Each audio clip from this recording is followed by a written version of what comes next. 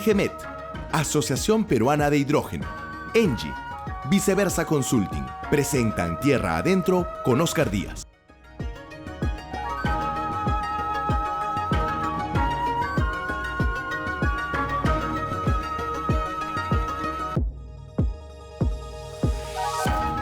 Señoras y señores, muy buenas noches y bienvenidos a una nueva edición de su programa de todos los domingos a las 7 de la noche y a las 9 de la noche en doble horario estelar. Tierra Adentro, el primer programa de las industrias extractivas en horario estelar a nivel nacional.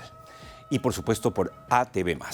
Bien, hoy tenemos entrevistas, tenemos reportajes, tenemos un sentido homenaje además a una persona que nos ha dejado lamentablemente esta semana, hace pocos días, ya hablaremos de ello más adelante. Pero tenemos un programa que les recomendamos y que ustedes deberían sintonizar, no solamente a través de su televisor, sino que, como les digo siempre, también pueden hacerlo desde cualquier parte del mundo, ingresando simplemente a atv.pe.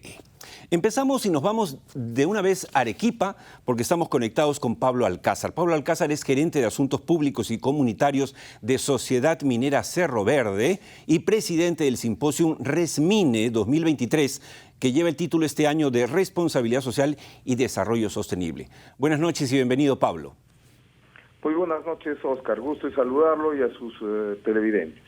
Pablo, sin duda Cerro Verde está en Arequipa, pero es un caso de éxito, tanto desde el punto de vista operativo como en el manejo de asuntos sociales. ¿Cuál diría usted que es el mayor reto de las empresas mineras, sean estas nacionales o extranjeras, para prevenir posibles conflictos? Y de paso, ¿cuál es la fórmula? ¿Cuál es el secreto de Cerro Verde?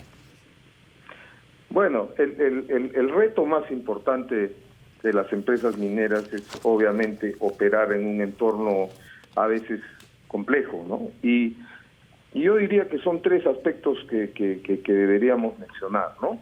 En primer lugar, el tema de la comunicación que se debe hacer en conjunto con el gobierno, o sea, me refiero no solamente al gobierno central, sino gobiernos subnacionales, de manera eficiente, que la actividad minera es indispensable, beneficiosa y motor del desarrollo del país, es decir, poner una agenda positiva sobre la actividad minera y que sea compartida, digamos, de la mejor forma con las comunidades, con las regiones mineras. El segundo es tratar de construir consensos con las comunidades sobre el desarrollo sostenible en sus territorios. Aprovechando pues la gran capacidad de generar recursos que tiene la minería y que puede convertirse esto en desarrollo y cerrar brechas, en fin, mejorar la calidad de vida. Estupendo. Y no solamente generar estos recursos por la actividad minera, que generan canos, sobrecanos, regalías, etcétera, sino tratar también en conjunto con los otros actores de mejorar la eficiencia de inversión del Estado y que sirva también esto para tener proyectos que sean los adecuados en cada uno de los territorios. En fin, para resumir, generar consensos, mantener un diálogo permanente y trabajar en conjunto con todos los actores. Estupendo, Pablo. Esperamos tenerlo pronto aquí en los estudios de Tierra Adentro. Sabemos que normalmente su actividad está enfocada en el propio Arequipa, de donde además usted es oriundo, pero no perdemos la esperanza de contar con su presencia aquí muy pronto. A propósito de ello, lo hemos invitado, lo hemos contactado, Pablo, porque está usted presidiendo el ResMine 2023, que lleva por título Responsabilidad Social y Desarrollo Sostenible, y que se va a realizar en pocos días. Vamos a presentar además en pantalla el post justamente de este evento. ¿A qué apunta el evento ResMine 2023? ¿Cuál es el objetivo principal? Bueno, me han hecho el gran honor de presidir el ResMine y realmente es una gran responsabilidad, valga la responsabilidad social y desarrollo sostenible que vamos a abordar. En realidad, como parte de la actividad minera del país, hoy es fundamental contribuir al progreso de las comunidades. Y este evento lo que reviste es precisamente juntar a empresas o empresarios del sector para que hablen de sus experiencias en temas de desarrollo sostenible, gente de las comunidades y también organismos de gobierno, ¿no? Y lo que pretendemos es hacer un análisis del avance que hemos tenido hasta ahora en los últimos 10 años, diré, o 15 años, que ha avanzado de manera muy interesante este proceso, no solamente en el Perú, sino a nivel mundial. Creemos que está en un estado de cuasi madurez que tenemos que aplicarla aquí en Arequipa y en el Perú. Y vamos a tener unos bloques temáticos que son sostenibilidad, gestión, minería, agua y energía, así como estrategia para el desarrollo, ¿no? Entonces vamos a abordar todo esto desde muchos puntos de vista, donde participen todos los actores, se recojan las opiniones y esto se convierta en un inicio de un diálogo permanente sobre estos temas. Claro, y el tema de asuntos sociales, relaciones comunitarias, sostenibilidad son temas que tenemos que seguir debatiendo y seguir, porque no hay fórmulas mágicas, efectivamente, Pablo. Me alegra mucho saber que usted es el presidente de RESMINE 2023. Para los que quieran participar en este evento, vale la pena recordarles que hay un teléfono al cual pueden comunicarse, que es el 997-222-184, o escribir a resmine@ecomingrupo.com. Muchas gracias, Pablo, y la próxima espero tenerlo aquí en estudios. Por supuesto, y con tiempo le avisaré para estar ahí presente. Solo quería hacer mi participación indicando que me acompañan en este trabajo un grupo selecto de profesionales del sector, como son don Rómulo Mucho, Augusto Cauti, Paola Rezagli, Carlos Cló, Alejandro Ormeño, Nelly Centeno, Katia Arévalo, David Chávez y Fernando Alvarado, como director general del Grupo Ecomín. Así que auguramos el mejor de los éxitos para este evento y esperemos que esto contribuya a generar pues una minería mejor y que contribuya sobre todo a mantener un diálogo y lograr inversiones en el futuro que sean en favor del país y en favor de las comunidades mineras. Estamos seguros que así será, Pablo. Muchas gracias y hasta cualquier momento. Ha sido el contacto con Pablo Alcázar, presidente de RESMINE 2023. Él además, como los dije al principio, es gerente de Asuntos Públicos y Comunitarios de una de las minas más importantes del Perú y de América, diría yo, que es Sociedad Minera Cerro Verde, que está apenas a 5 kilómetros de la ciudad de Arequipa, de la bella Arequipa, y que es una prueba palpable diaria de cómo es posible, absolutamente posible, con la modernidad que ha llegado al sector, convivir. Es decir, cómo estar vecinos a ciudades y lo que ha hecho Cerro Verde con su presencia es mejorar el nivel de vida de los arequipeños. Nos vamos ahora a presentarles la entrevista de portada. Tenemos un gran, importante minero a continuación y esto llega gracias a Viceversa Consulting y sus servicios de asuntos sociales. Líneas de base socioeconómicas, mapeos de actores sociales, planes de desarrollo local participativos, procesos de sensibilización social. En asuntos sociales, eso y mucho más es Viceversa Consulting, que desde hace 23 años gerencia soluciones. Bien, nuestro primer invitado es un hombre muy importante en la minería peruana. Se ha distinguido por tener varios cargos importantes a nivel institucional y por supuesto también privado.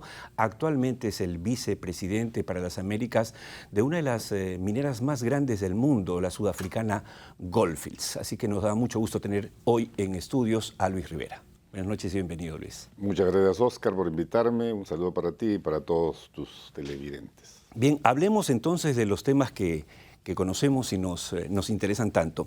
El Ministerio de Energía y Minas acaba de informar oficialmente que nuestro país cuenta con 18 proyectos auríferos en exploración, que en conjunto suman, según el MINEM, una inversión de $220 millones aproximadamente, que representaría el 36.8% de la inversión global de la cartera de exploración minera del año 23. ¿Cómo debemos leer estas cifras, Luis, que tú eres un hombre que sabe tanto y que está además dirigiendo a una empresa aurífera? En primer lugar, es una buena noticia, es real, hay un crecimiento genuino de las actividades de exploración en el Perú, aunque tiene dos orígenes principales, hay varios, pero hay dos orígenes principales. En primer lugar, la componente inflacionaria. El mundo ha vivido un momento único en su historia con inflaciones que han superado el 8, el 10%, incluso en Estados Unidos. O sea, si sacamos esa componente inflacionaria, hay una componente real del crecimiento de exploración a nivel global. A ver, la cifra de exploración de mi cabeza, si estamos hablando de un crecimiento de 11.000 millones a 14.000 millones para el año 2022, que se viene viendo en los últimos 5 años, 15, 20, 30% de crecimiento en algunos años. Perú ha capturado de un coletazo ese crecimiento. La pregunta es, ¿hemos capturado el crecimiento que teníamos que capturar? Exacto. ¿O solamente hemos capturado una pequeña parte de esa gran ola que se ve? O es parte de un crecimiento vegetativo, digamos, correcto, casi inevitable. Bueno, y para eso te hemos invitado, porque si alguien sabe de eso, eres tú. Dinos sinceramente, ¿es un coletazo o estamos aprovechando el tren? Yo pienso que es un coletazo todavía, ojalá que me equivoque, porque la lectura ácida viene por la percepción que tienen los inversionistas del país y el índice Fraser no engaña. Si nosotros vemos el índice Fraser los últimos 5 años, Perú ha permanentemente decrecido en su puntaje. El índice Fraser está compuesto de dos grandes capítulos, vamos a decir. La percepción de las políticas de inversión de un país y su potencial geológico. Por suerte, el potencial geológico es 60%. 40% es basado en la percepción de las políticas. Y en ese capítulo, Perú ha perdido constantemente, los últimos 6 años, diría yo, puntaje. Uh-huh. El ranking depende de cuántos países son evaluados. El último año hemos pasado del 49 al 39, pero es una victoria pírrica, no nos engañemos, porque bajó Chile además, por otras México. Cosas que no nos tocan a nosotros. Correcto. Estamos ganando por walkover casi, digamos. Esa es la palabra. No nos mintamos, esa era la razón de la invitación, Luis. Tú eres vicepresidente de Goldfields. Goldfields es una de las empresas, además yo la conozco desde que era proyecto, que de las pocas que puede decir, y convivo con la comunidad de manera armoniosa. Y lo han hecho posible además llevando adelante sus operaciones. Y por eso la lectura tuya es tan importante. Ahora, hay yo mencionaba lo del MINEM, y dice el MINEM, por ejemplo, que hay proyectos como La Zanja, de 114 millones de dólares en Cajamarca, La Paccha, de 29 millones en La Libertad, Tambomayo, de 24 millones en Arequipa. Digamos, con esas cifras diciéndonos, hey, no es cierto, sí está creciendo la exploración de oro. Sí, estos proyectos son reales. Bueno, es el proyecto de ampliación Santa María, nuestro colega Marcelo Santillana anunció en algunos foros que ya dejó de ser proyecto, gracias a Dios, es una realidad, es una buena noticia, está produciendo. El proyecto La Paccha, hasta donde yo sé, es un proyecto que tiene ley ya semidetallado aprobado, son 6.000 metros de perforación según el documento del ministerio. Lo que recuerdo, ellos iban a hacer 2 túneles.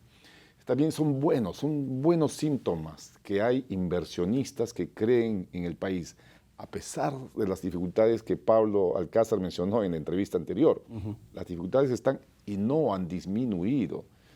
El tiempo que requiere un permiso de exploración en el Perú es no menos de 18 meses, si no es 2 años. Cuando uno obtiene el permiso en 2 años, uno se alegra. Sin embargo, por mi profesión, he tenido la oportunidad de acceder a proyectos de exploración en nuestro vecino país, Chile. Y tengo que decir que en 6 meses, desde el inicio hasta el inicio de exploración, es suficiente. Entonces, en 6 meses estamos ya explorando.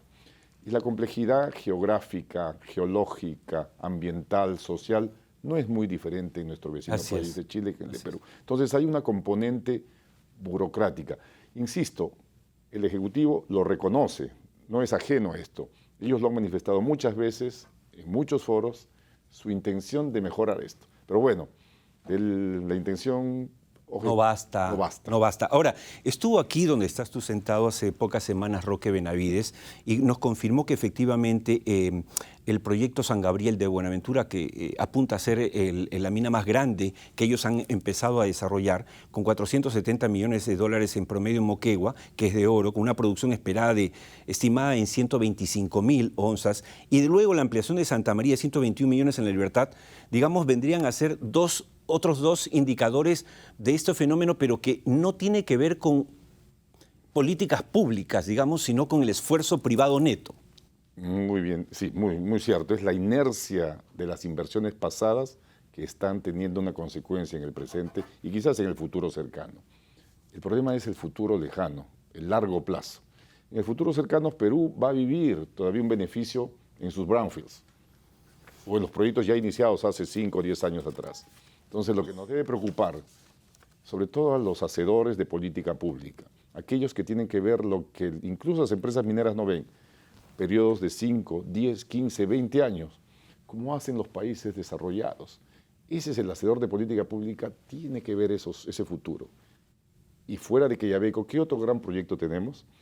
Esa es la pregunta que nosotros, los inversionistas, nos hacemos. ¿Por qué se va a hacer la prueba ácida? Otra vez uso la palabra ácida, que va a marcar que las políticas que atraen la inversión están funcionando. Además hay un tema, Luis. En este programa, que ya lleva año y medio, al aire por ATV+, todos los domingos, hemos sido tercos y hemos empezado a decir, cuando nadie hablaba de esto, de lo que se venía con el cambio de la matriz energética y el boom del cobre, que es el nuevo oro. Pero eso de ninguna manera quita, porque seguimos hablando del oro, que el oro también se ha fortalecido en esta nueva matriz energética que se impone en el mundo. Y yo siento que el Perú está empezando a ver con más interés el cobre y que está olvidando el oro. Y si hay un mineral en el Perú en el cual somos ricos, es en oro. ¿Qué es lo que está haciendo Goldfields? ¿Qué piensa hacer Goldfields en lo que le toca? Goldfields ha tenido 2 líneas de acción. En primer lugar, la que llamamos una mejora de nuestras actividades operativas en Cerro Corona, en Cajamarca, en Hualgayoc. Y hemos logrado, ya lo anuncié hace un par de años, el proyecto de ampliación de Cerro Corona, que extendió la vida del 2023, agosto de este año cerrábamos, al 2030. Eso fue una gran noticia para el país. Aparte de eso, estamos muy activos en actividades exploratorias en el norte, centro y sur de Perú. Específicamente en el sureste de Perú tenemos proyectos. Nuestra inversión en este momento es de $3 millones, es pequeña. Estamos sembrando semillas. Y sí, tenemos un pie en Chacana Resources, en Ancash, donde participamos con el 19% del proyecto. Sí, estamos muy activos. No, y te hacía esa pregunta porque, claro, si bien fue buena noticia lo que tú anunciaste de esa extensión a 2030 de la exitosa operación de Corona que yo conozco, en Cajamarca, además porque es una de las pocas minas que puede decir, oye, no tengo conflictos abiertos, problemas siempre hay, pero digamos, se ha operado muy bien. Y entonces había la sensación como que, oye, el gigante sudafricano se quiere ir y lo que nos está diciendo es que no se quiere ir. No, definitivamente, somos, eso es una buena noticia. La palabra hinchas de Perú, sabemos trabajar en Perú, conocemos el país y creemos que Perú, como lo dice el índice Fraser, el potencial geológico está ahí, solo hay que explotarlo de manera apropiada. Y como lo dijo Pablo, con todo el respeto que merecen nuestros diferentes stakeholders, los internos, que son los inversionistas, porque ellos también merecen respeto, y por supuesto los externos, nuestras comunidades, nuestras autoridades. En general, la academia, las instituciones diversas que constituyen un país tienen que estar partícipes de un proyecto, y eso somos creyentes de esa forma de actuar. ¿Sí? Y por eso creo que nos hemos tenido algo de éxito. Ahora, tú has sido presidente del Instituto de Ingenieros de Minas del Perú, entidad que organiza cada 2 años, aunque este año va a ser la segunda consecutiva, el Perumín, que es la convención minera más grande de América posiblemente. Y conoces el tema. Hay que pensar no solamente en Dina Boluarte y en Otárola, sino en los que se vienen, en los próximos gobernantes. ¿Qué comentario les harías a ellos? Porque tú, cuando nos hemos comunicado varias veces para que estés en el programa, efectivamente estás en Sudáfrica, estás en Australia, estás en Chile, estás permanentemente viajando. ¿Qué nos falta? Creo que como país tenemos que subirnos de alguna forma a las tendencias globales en términos de decarbonización, por ejemplo. Y al entender eso vamos a ver que la decarbonización del mundo solo va a poder ser lograda a través de una industria minera activa, de metales como el cobre, como el níquel, como el litio. Países como Chile, Argentina, incluso Bolivia ya están viendo esto como un potencial. Entonces Perú... Petro ha viajado a Europa para hablar del litio también. Boric ya tiene acuerdos, ¿no es cierto? Y nosotros no estamos haciendo nada. Claro, entonces Perú tiene que entender que siendo un país con el potencial geológico que tiene la capacidad de satisfacer esa futura demanda de cobre, incluso de litio. Sabemos que tenemos litio en Puno. Y el oro no es ajeno a ese proceso, porque el oro sigue siendo el refugio financiero más importante del globo. Entonces, nuestra lectura de las políticas tiene que estar de acuerdo a la demanda global, no aisladamente, no en función de vernos desde el ombligo, sino de levantar la cabeza y vernos qué está pasando en el mundo. Exacto. Y ser partícipes de esa ola de crecimiento que el mundo se vive. Y vamos a tener entonces, en primer lugar, un mercado minero caminando con las olas que el mundo ve. Insisto, no hay suficiente cobre en el mundo para satisfacer la demanda de autos eléctricos. Así es. No hay suficiente incluso litio en el mundo para satisfacer la demanda de baterías. Entonces, las políticas públicas tienen que estar de acorde con esa demanda global de esos metales. Ahora, coincidirás conmigo que el ministro de Energía y Minas está muy bien intencionado, se ha movido, o sea, el equipo que está formando tiene la mejor intención. Tú y yo hemos estado en el último PDAC de Toronto, hemos visto cómo ellos han escuchado a los inversionistas y al unísono los inversionistas han dicho, ustedes están ricos, tienen todo, pero por favor, los trámites son demasiado engorrosos, ¿no es cierto? Y tienen problemas sociales. Pero más allá de ellos, a mí lo que no me gusta y me preocupa y hasta me molesta es que no escucho decir una sola palabra sobre el sector y sobre el potencial peruano a la presidenta ni al primer ministro. Exacto. Si uno va a la estrategia de desarrollo de cada ministerio, solo el Ministerio de Energía y Minas tiene en su plan estratégico el concepto minero, obviamente, pero los otros ministerios, el Ministerio de Industria, de Comercio, incluso Turismo y Comercio Exterior, todos los ministerios tendrían que tener una componente minera, porque como ya lo hemos dicho muchas veces, la actividad minera es transversal a todas las actividades que el país vive. Es el 60% de las exportaciones, entre el 11, 12, 13% del PBI, es la actividad que mueve el país. Estamos hablando de una actividad moderna, responsable, sobre todo la actividad minera, estamos hablando de la actividad minera... Claro. Formal, obviamente. Lógico. ¿Sí? Y que se confunde muchas veces. Exacto. Pero esa actividad minera global trae beneficios por cualquier flanco que lo miremos. Exacto. No debemos dejar de ver eso de manera, como se dice, global, comprehensive, como se dice en inglés, es la palabra que nunca encontramos en castellano. Es una manera integral, sería, si queremos usar una palabra correcta. Luis, la idea de invitarte es justamente esa, es decir, parte de la labor importante, el leitmotiv de este programa, que nace en febrero del 22, es repetirle a los gobernantes de hoy y de mañana que no sigan mirándose al ombligo ni disparándose a los pies, sino que escuchen a gente enterada como tú que está recorriendo el mundo para decir, hey, tenemos una riqueza inmensa, solo hay que ponernos a trabajar. Así que te agradezco mucho por eso. No sé si quieres hacer un último comentario. Un cierre. En el año 2020, la Comisión para el Desarrollo Sostenible de la Minería, con una comisión creada por el gobierno de Vizcarra, con personas independientes, completamente de la industria. Ninguno de ellos es asociado a la industria, son hasta de tendencias políticas distintas. Hicieron un muy buen informe. Y ese informe tiene recomendaciones de políticas públicas que tienen que ser usadas hoy en día. Está firmado por la doctora Rosana Barrantes, y les dejo ahí, está en internet, está en las páginas de nuestro propio gobierno, y úsenlo. Hay muy buenas recomendaciones, no solo para la empresa privada, sino para los políticos e incluso los que sean candidatos en las próximas elecciones. Ahí tienen letra, ahí tienen información de primera y úsenlo. Estupendo. Muchas gracias, Luis. Muchas gracias por haber venido al programa.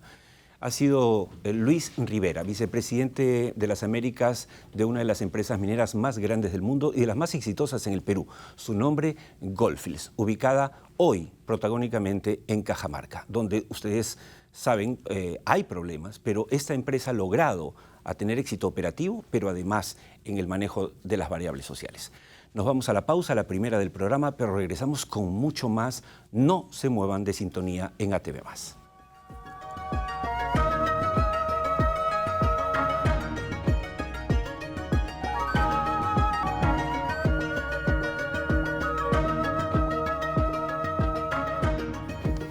Empezando el segundo bloque de Tierra Adentro de hoy, tenemos un reportaje por ustedes que les va a encantar. El reportaje llega gracias a Engie.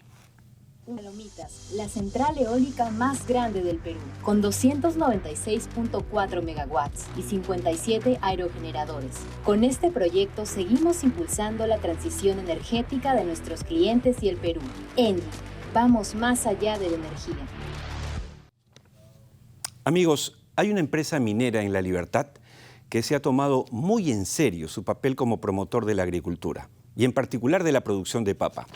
Esta es su historia.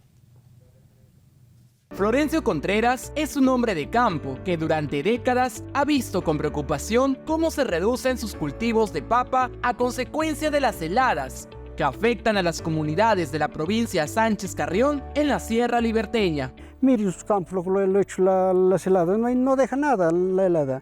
Lo termina todos los años, así es igual todos los años, no solo a mí, a todos los agricultores de esta zona. Es un problema muy grave acá en la sierra, las heladas. Genera esas pérdidas, ¿no?, del 100% de la producción y las familias se ven afectadas económicamente. Este es el panorama de una de las provincias con mayor producción de papa de la región La Libertad, en donde más de 29.000 productores son perjudicados por este clima hostil año tras año. Pero hoy la historia es diferente. Tierra Adentro viajó por primera vez al distrito de Chugay, en la provincia Sánchez Carrión, región La Libertad, para conocer in situ una nueva variedad de papa tolerante a las bajas temperaturas, la papa chugaína. Gracias por la Asociación Patás, llegamos a realizar una variedad chugaína donde que es resistente para las heladas. La papa chugaína, capaz de tolerar hasta una temperatura de menos 10 grados Celsius, permitirá mejorar la rentabilidad de los cultivos de 711.000 agricultores paperos del Perú, que se enfrentan a diario con este problema climatológico que perjudica sus cosechas. Ahora con esta variedad, aún así caiga helada, la variedad brota, vuelve a brotar.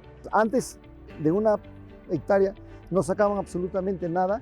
Ahora con esta variedad van a recuperar toda la inversión y una ganancia adicional. Tenemos un adelanto más para el agricultor. Tenemos ganancia más que lo que teníamos más antes. Asimismo, además de su aporte nutritivo, esta nueva variedad chugaína facilita la actividad culinaria por sus características favorables para su preparación. Si ustedes ven, tiene pocos ojos y su calidad interna es muy importante para el sancochado, papas rellenas. Tiene un mercado, tiene un nicho.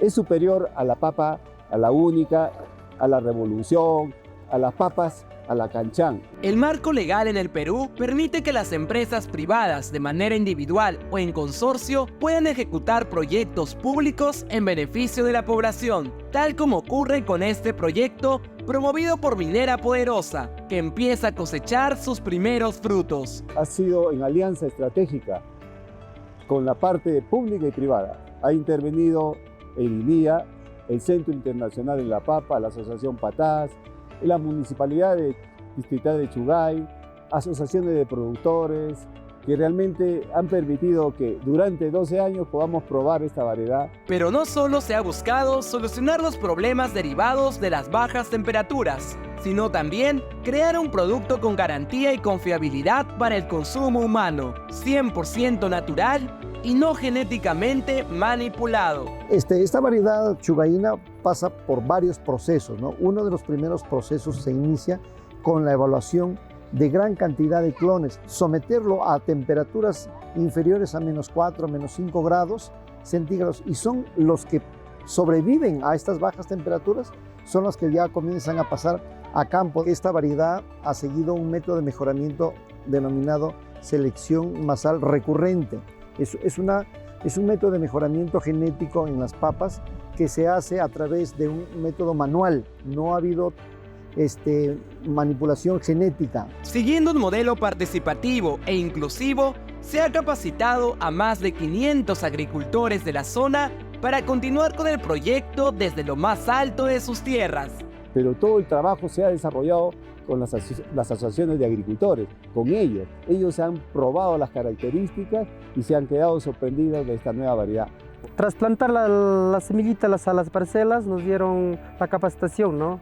Asistencia técnica sobre esas variedades. Es así que, para alegría de los productores de papa, la papa chugaína fue presentada y liberada de manera oficial a más de 3.200 metros sobre el nivel del mar, en la capital de la provincia Sánchez Carrión, Huamachuco, haciendo honor a su justa creación en tierras que fueron escenario de esta investigación. Aunque este descubrimiento podría marcar una nueva historia en la agricultura peruana, anteriormente ya se han realizado trabajos similares. Bueno, como a nosotros nos cayó bien pues las semillas mejoradas, ¿no? Que son resistentes para la rancha, para las heladas, nosotros nos dirigimos a más o menos hacerlo crecer la variedad, ¿no? Donde son liberadas, ¿no? La poderosa, la causay, la última es la chugaína. He aquí otra historia de éxito sobre la feliz convergencia entre minería y agricultura, que las cámaras de tierra adentro han llevado a sus hogares como testimonio de que el apoyo decidido de empresas privadas responsables como Minera Poderosa contribuye a mejorar la calidad de vida de los pobladores de su área de influencia. Bueno, gracias a Alexis Suárez y la cámara de Brian Sare, ambos norteños de pura cepa, hemos conocido más sobre la papa chugaína, tolerante a las heladas. Por supuesto, nuestras felicitaciones a Minera Poderosa, a todo su equipo por estar comprometida con la agricultura de su región. Y es un compromiso de tierra adentro que seguiremos compartiendo más historias como estas que son realmente un ejemplo a seguir. Dicho esto, vamos a pasar a otro tema menos grato. Esta semana dejó de existir repentinamente el ingeniero Ceferino Yesquén León. Ceferino Yesquén fue durante 4 años, del 2018 al 2021, presidente de Perú Petro, la entidad más importante del Perú que representa los intereses nacionales para licitar lotes petroleros, gasíferos, etc. Un hombre comprometido con su país. Nosotros tuvimos la oportunidad de conversar con él hace 8 meses, justo antes que cayera el régimen del señor Castillo, y cuando todo estaba un poco de cabeza, le preguntamos y quisiéramos recordar, si ustedes nos permiten, brevemente lo que nos dijo. Le pedimos que nos dijera, digamos, cuál era la agenda del corto plazo que él veía que se tenía que dar frente a este desastroso gobierno y a la semi-paralización del sector hidrocarburos. Esto es lo que respondió en este programa, y es nuestro homenaje a él, Ceferino Yesquén. Que es necesario, Oscar, activar una agenda de muy corto plazo, con 3 temas fundamentales. Primero, firmar el contrato del lote 192. Este contrato tiene tiempo esperando la firma entre 2 entidades que son del Estado, entre Petroperú y Perú Petro. Perú Petro está listo para firmar, Perú Petro no, Petroperú no. Ambas empresas son del Estado. El Estado está gastando dinero en mantener un lote sin producirlo. La plata de todos los peruanos está siendo dedicada a gastar, no a producir. Eso no puede ser. Necesitamos alinear los intereses de Petroperú y Perú Petro. Necesitamos convergencia para firmar inmediatamente el contrato del lote 192. Ese es por una parte. Lo otro, necesitamos firmeza política para resolver toda la conflictividad social alrededor de los lotes, alrededor del oleoducto norperuano. Se ha lanzado ya la posibilidad de tener un fondo social de 2.5% que vaya directamente a las comunidades. Esto tiene que funcionar ya, pero tiene que haber una convergencia entre el Estado y las comunidades para que los lotes 192.8 y el oleoducto funcionen. Y finalmente, Oscar, está pendiente la licitación de los lotes del noroeste, basados en estudios técnicos y económicos, no en dogmas, basados en estudios técnicos y económicos. Se propone que se liciten los lotes bajo nuevos criterios técnicos, porque lo que más necesita Talara es tecnología e inversión. Y lo último, Oscar, creo que es importante que la empresa de todos los peruanos, la empresa más importante del país, Petroperú, sea respetada.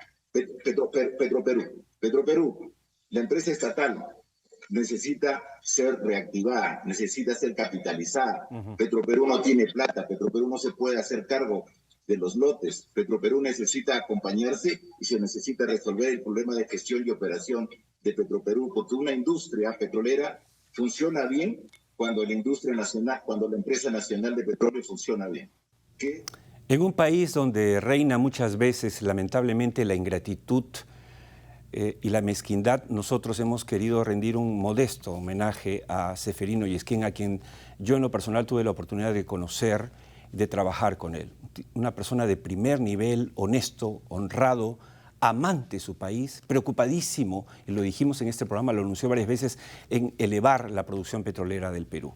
Así que ese es nuestro homenaje. Lo bueno es que lo que han escuchado de las cosas que dijo Ceferino aquí en el programa hace 8 meses, pues uno, ya Petroperú y Perú Petro efectivamente firmaron el acuerdo para empezar la operación del lote 192 con un operador privado que es Altamesa, y justamente lo segundo que dijo respecto a licitar de una vez los lotes es exactamente lo que ha empezado a pasar esta semana. O sea que no ha arado en el mar Ceferino Yesquén. Nuestro más sentido pésame, por supuesto, a su familia por esta repentina partida y estamos seguros que su legado perdurará.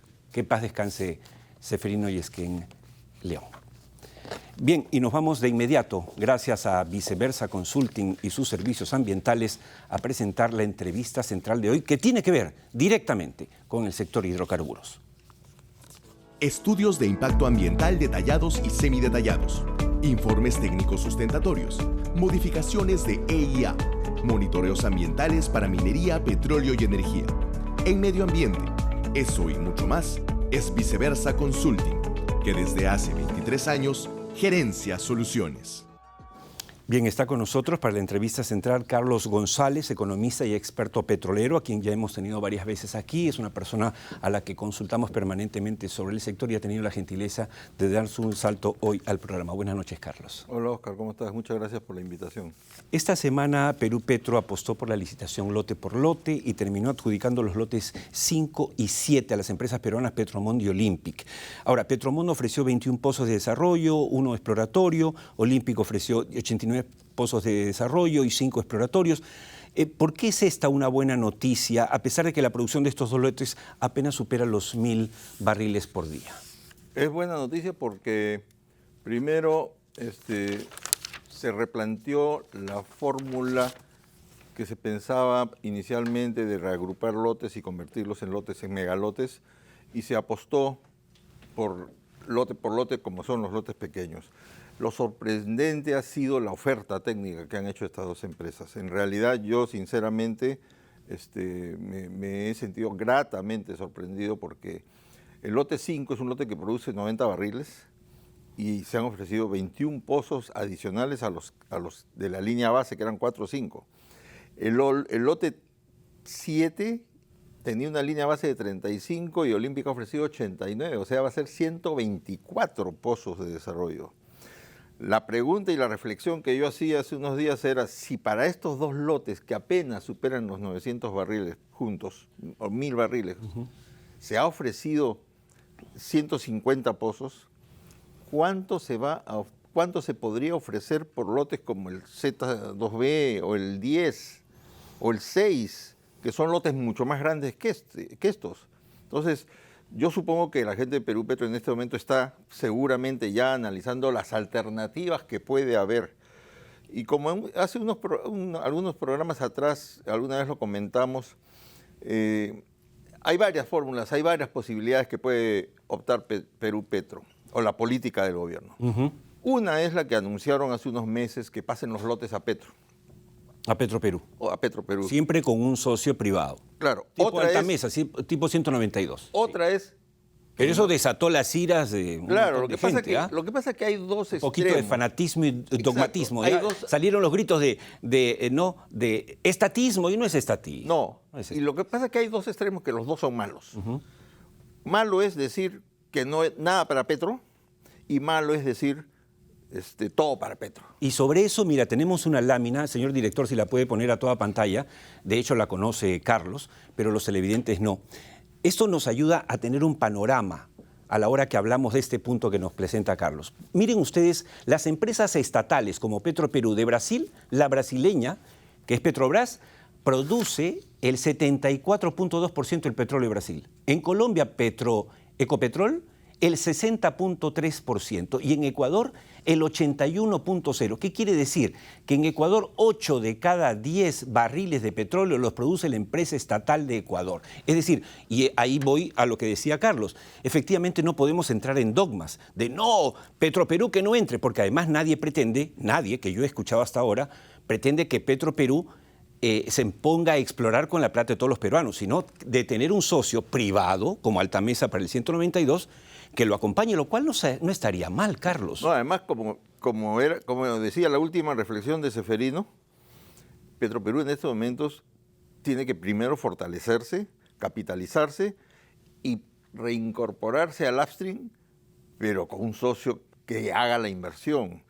Además, hay un tema que es importante y hay algunos espíritus susceptibles que se molestan conmigo porque hace unos días salió en un diario un comentario que yo hice que Petroperú no puede ir solo, porque la ley además lo obliga Así es, a ir bueno, con la un ley socio, lo dice, ¿no? taxativamente, igual que en el caso de Altamesa. Claro, el artículo cuarto del decreto legislativo 1292 dice: Petroperú podrá participar en exploración y explotación de hidrocarburos como socio. Inicialmente había la duda de decir, no, se refiere solo a contratos que tienen fase de exploración, pero cuando se modificó esa ley en el 2015 y se le agregó una cola que decía, sin perjuicio del lote 192, se estaba reconociendo que esa restricción es también para los contratos de explotación.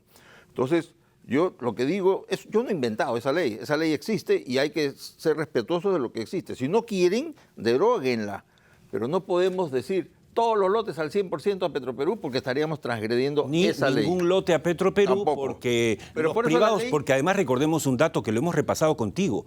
Desde el inicio del gobierno de Fujimori, solo ha caído la producción petrolera de 200.000 barriles a los 35 que tenemos. Si no fuera por el esfuerzo de una empresa peruana llamada Petrotal, estaríamos produciendo 5.000, 2.000, no sé. O sea, esa es una empresa, por ejemplo, es un ejemplo de éxito, de esfuerzo, de lo que es apostar por el Perú y jugársela. Hay un poco la preocupación de las otras empresas con los lotes, Carlos, y no nos da el tiempo ahora, pero es la preocupación, están dispuestos a invertir en exploración, que es lo que queremos. Sí. Hay que explorar, pero porque claro, si no exploras, te la lleva fácil. Lo que pasa es que la exploración necesita otras condiciones. En el Perú no podemos incentivar la exploración si hemos dejado de ser competitivos con lo que está ofreciendo Brasil, Colombia, Ecuador. Brasil, en el año 2015-2016, sacó una licitación de todos sus campos marginales, ya quisiéramos tener lo que ellos llaman marginales, sí, claro, ya quisiéramos tener acá, claro, con 5% de regalía. La regalía en Brasil es 10%. Y acá la regalía tiene que ser mínimo 18.75% porque si no, no se cubre el canon. Nos disparamos al pie, como tú decías. Entonces, así no podemos incentivar la exploración. Tenemos que incentivar la exploración para poder reponer las reservas que nos hemos consumido. Eso es vital. Y otro tema que sí quería mencionar. Para cerrar, un tema que yo quería mencionar y también para que no se molesten conmigo mis amigos de Petroperú. Lo que yo he dicho es que los reglamentos son para cumplirse. Si no, modifíquenlos, pues, ¿no? El reglamento dice que a una empresa se le califica por su patrimonio neto residual, no por su patrimonio total. Y el patrimonio total de Petroperú es 1.900 millones de dólares. Pero ¿qué dice su estatuto y qué dice la ley? De esos 1.900 millones, 1.600 millones más o menos son capital social. Y de eso, el 80% es acciones clase A que no se pueden tocar, no se pueden vender, no se pueden prendar, no se pueden afectar de modo alguno. Entonces yo lo que he dicho es, yo no quiero estar en los zapatos de los funcionarios de Perú Petro a los que quieren obligar a calificar a Petroperú con 1.900 millones de dólares de capital, de patrimonio que en realidad no son parte del patrimonio neto residual porque no se pueden convertir en dinero. ¿O crees tú que Petroperú vendería la refinería Talara para cumplir las obligaciones de los contratos de Talara. Sería absurdo, ¿no? Absurdo, por supuesto. Entonces, eso es lo además, porque la refinería está produciendo, eso es lo que yo está quiero dando que dinero. se entienda. Tenemos que capitalizar Petroperú, tenemos que refundar Petroperú, tenemos que fortalecer a Petroperú, tener un área de exploración y producción como la que teníamos hace 30 años. Pero eso no lo tenemos ahorita Bueno, todavía. definitivamente ya están invitados al programa, Carlos, la presidenta de Perú Petro, Isabel Tafur, que esta semana lamentablemente tuvo un tema de salud de su esposo, que espero haya superado, y también está invitado Pedro Chira, el flamante presidente de Perú Petro, cuya voz todavía no hemos escuchado, y nos encantaría escucharlo para hablar de este y otros temas. Muchas gracias, Carlos. A ti, como Oscar, siempre, por tu gracias. claridad. Muchas gracias. Nos vamos de inmediato a la pausa con nuestro Volver al Futuro. ¿Saben ustedes que Australia se quedará sin invierno?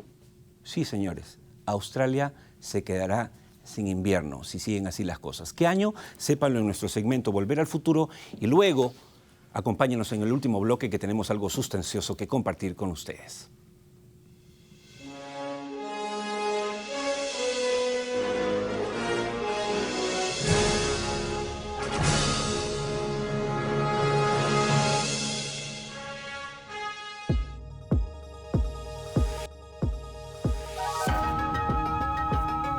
Bien, entramos al último bloque de hoy de Tierra Adentro. Recuerden, nos encontramos todos los domingos a las 7 y a las 9 de la noche por ATV+. Bien, nos vamos a Nueva York, desde Wall Street, para hablar con José González. Esto llega gracias a GCG Advisors. GCG Advisors, financiamiento para proyectos mineros. Capital para ampliación de operaciones. Portafolios de inversión del sistema financiero norteamericano. GCG Advisors. En Norteamérica, pensando en el Perú.